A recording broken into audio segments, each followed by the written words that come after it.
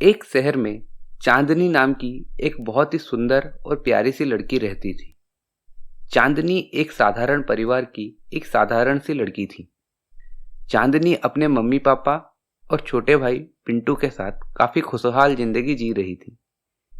चांदनी पढ़ाई लिखाई में कुछ अच्छी नहीं थी, बस पासिंग मार्क आ जाए उसके लिए वही काफी था, क्योंकि उसके सपने पढ़ाई लिखाई करने वाले बच्चों से थोड़ी अलग थी। उसकी रुचि तो आर्ट में थी। चांदनी एक बहुत ही अच्छी पेंटर थी। बहुत ही कम उम्र में उसने स्टेट और नेशनल में अपना नाम रोशन किया था। उसी वजह से उसके परिवार वाले उस पर काफी नाच करते थे। चांदनी के कॉलोनी में एक सूरज नाम का लड़का रहता था।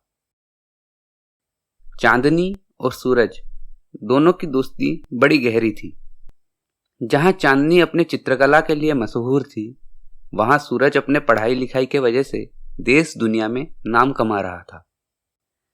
अरे ओ डफर, दिन भर क्या बस किताबों में ही घुसा रहेगा?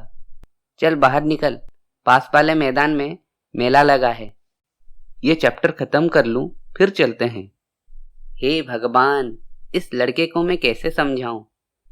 ये चैप्टर खत्म होते होते शाम हो जाएगी, वहां से आकर पढ़ लेना। अरे यार समझा कर।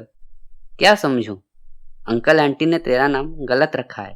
तेरा नाम सूरज नहीं बल्कि कछुआ होना चाहिए था। दिन भर घर में घुसा रहता है। अरे मेरी माँ, गुस्सा मत कर, चल चलते हैं।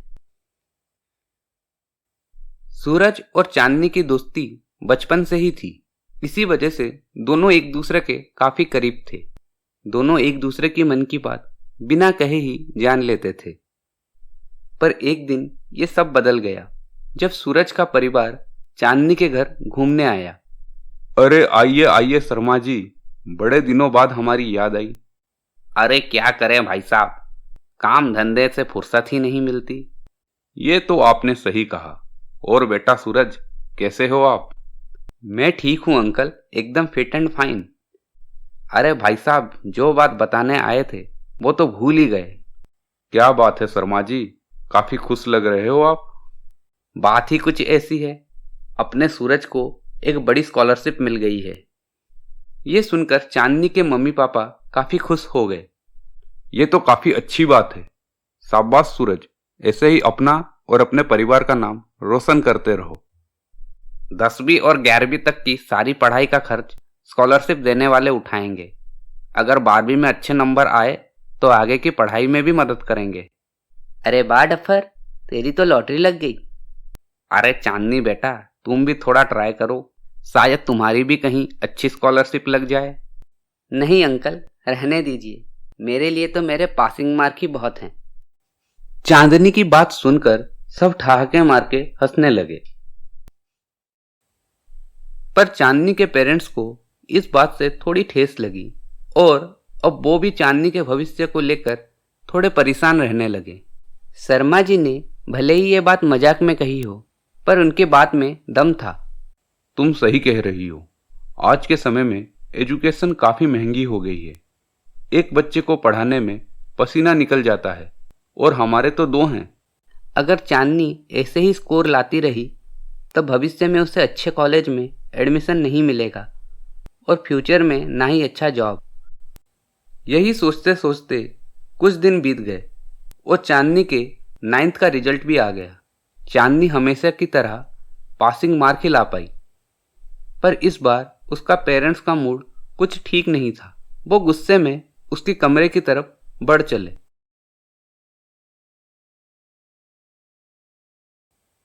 इन सब से अनजान चांदनी अपने कमरे में बैठकर पेंटिंग करने में मगन थी।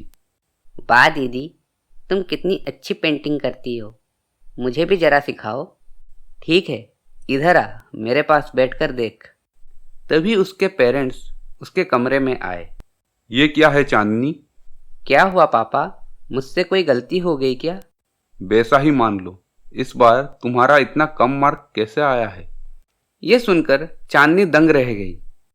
मैं तो इस बार भी हमेशा की तरह मार्क लाई हूँ, पर मम्मी पापा इस बार इतना गुस्सा क्यों कर रहे हैं?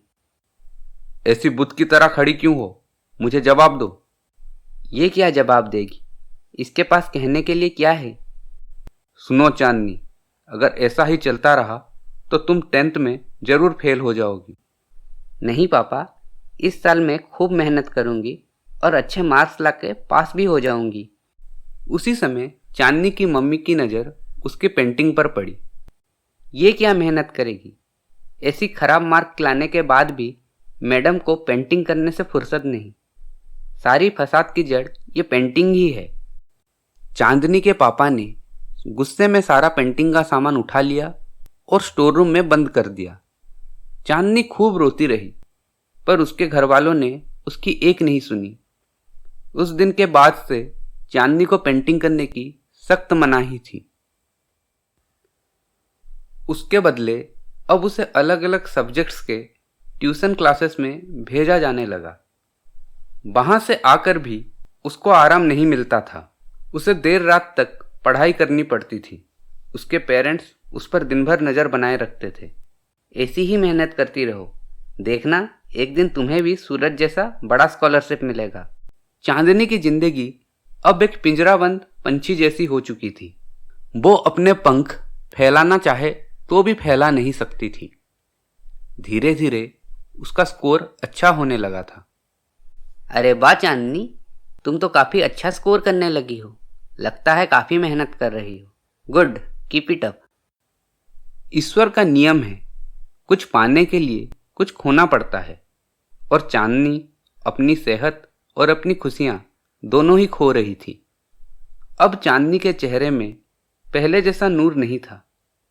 उसे देखो तो ऐसा लगता था जैसे बादलों ने चांद को ढक लिया हो। अब वो काफ़ी कमज़ोर दिखने लगी थी और उसके आंखों को चश्मा भी लग गया था। ये बात किसी और को नज़र आए या ना आए, पर सूरज को यह सब दिखाई दे रहा था।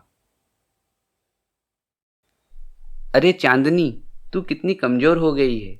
अपने सेहत का थोड़ा ध्यान रखा कर। ऐसा भी क्या मेहनत करना जो तबीयत ही खराब हो जाए।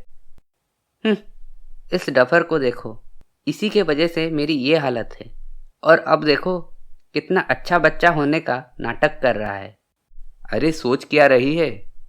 सुना है पास में एक नया मॉल खुला है, चल घूम के आते हैं। नहीं नहीं, अभी मुझे ट्यूशन जाना है, बाद में कभी चलेंगे। अब चांदनी को सूरज में अपना दोस्त नजर नहीं आता था। अब वो उसे एक प्रतिद्वंदी की तरह देखने लगी थी और उसके मन में सूरज के लिए बहुत ही ज़्यादा नफरत घर करने लगा था। ऐसे ही कुछ और दिन बीत गए। 10th के फाइनल एग्जाम का समय आ गया। सूरज और चांदनी दोनों ने एग्जाम में अच्छे नंबर लाने के लिए पूरी कोशिश की और देखते ही देखते एग्जाम खत्म भी हो गया और रिजल्ट भी आ गया। सूरज हमेशा की तरह अच्छे नंबरों से पास हो गया, पर इस बार चांदनी पासिंग मार्क तक नहीं ला पाई और फेल हो गई। इस बात से चांदनी के पेरेंट्स और भी ज़्यादा भड़क गए। ये कैसे हो गया? तुम फेल कैसे हो गई? हे राम, इतना सारा ट्यूशन, देर रात तक पढ़ाई करके भी ये लड़की फेल हो गई। अरे कम से कम पहले पासिंग मार्क तो आते थे। इस बार क्या हुआ? फेल कैसे हो गई तू? चांदनी सारी बातें चुपचाप सुन रही थी। उसे भी काफ़ी बड़ा सदमा लगा था और कब वो बेहोश होकर गिर पड़ी उसे पता भी नहीं लगा। उसके पेरेंट्स ने बिना देरी किए उसे हॉस्पिटल ले गए। कुछ ही देर में वहाँ शर्मा जी और सूरज दोनों आ गए। सारी बातें सुनकर उन्हें काफ़ी बुरा लगा। फिर वहाँ पर डॉक्टर आए। डरने की कोई बात नहीं है, बस बीपी लो हो गया है, शरीर में थोड़ी कमजोरी है, कुछ दिन हॉस्पिटल में रहेगी तो ठीक हो जाएगी। वैसे ये सारे सिम्टम हाइपरटेंशन के हैं। क्या चांदनी किसी बात को लेकर टेंशन में थी? शायद एग्जाम की वजह से वो टेंशन में थी, पर क्या फ़ायदा, इतनी पढ़ाई करके भी वो फेल हो गई। तभी चांदनी के भाई पिंटू ने एक चौंकाने वाली बात कही। अरे दीदी कहाँ पढ़ती थी? वो तो रात भर मोबाइल में रोते हुए चैट करती थी, और जब मैं पूछता था कि दीदी क्यों रो रही हो तो बोलती थी, मैं नहीं रो रही, मैं बस अपने दिल की हालत अपने दोस्तों को बता रही हूँ। बस यही एक जगह है जहां मुझे सुकून मिलता है। तभी डॉक्टर ने गंभीर स्वर में कहा, और एक पढ़ाई के बोझ के तले दबा मासूम। हर साल इसी समय कोई ना कोई इसी टाइप का केस हमें देखने को मिलता है। सब में एक बात काफ़ी कॉमन होती है, बच्चे पढ़ाई का बोझ नहीं संभाल पाते और उसके नीचे दबते चले जाते हैं। हमने तो उस पर कोई बोझ नहीं डाला। पढ़ाई करनी तो अच्छी बात है और हमने उसे वही करने के लिए कहा। ऐसा आपको लगता है, पर उस पर पढ़ाई बोझ बन चुकी थी। चांदनी पूरी दुनिया को अपनी दुश्मन मान बैठी और सोशल मीडिया में अपने दोस्त ढूंढने लगी और वहीं पर ही फंस के रह गई। थोड़ी देर बाद चांदनी को होश आ गया। चांदनी बेटा, हमें माफ़ कर देना, हमसे बहुत बड़ी गलती हो गई। हाँ बेटा, अब हम तुम पे कोई भी दबाव नहीं डालेंगे। हमें तुम ज़्यादा प्यारी हो, मार्क्स नहीं। चांदनी चुपचाप ये सब सुनती रही और उसके आंखों से खुशी के 2 बूंद छलक पड़े। तभी सूरज ने कहा, अरे ओ डफर, ये क्या कर दिया? अब तेरे बिना क्लास में मेरा मन भी नहीं लगेगा। अब जल्दी से ठीक हो जा और घर आ जा। हम दोनों मिलकर पेंटिंग करेंगे और तेरी सप्लीमेंट्री एग्जाम की तैयारी भी। इस बार तेरी क्लास सूरज द ग्रेट लेगा और तू पास भी हो जाएगी।